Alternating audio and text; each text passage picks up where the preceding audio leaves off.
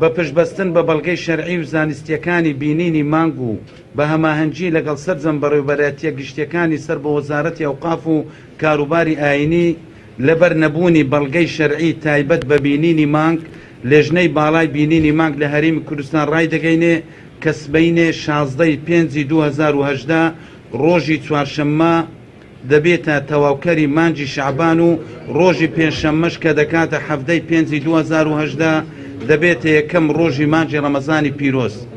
بەم بۆنەیەوە بەناوی وەزارەتی ئەوقاف و کاروباری ئاینی پیرۆزباییەکی گەرم ئاراستەی سەرجە مسلمانان و هاونیشتیمانیانی کوردستان و جیهان دەکەین.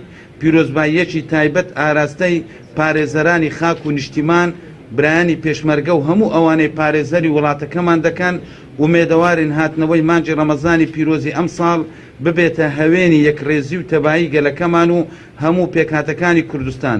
دووبارە پیرۆز بێ هاتنەوەی مانجی پیرۆزی ڕەمەزان. هەزاران سڵاو بۆ گیانی شەهیدانی ڕێگا ڕزگاری خوازی کوردستان لێژنەی باڵای بینینی مانگ.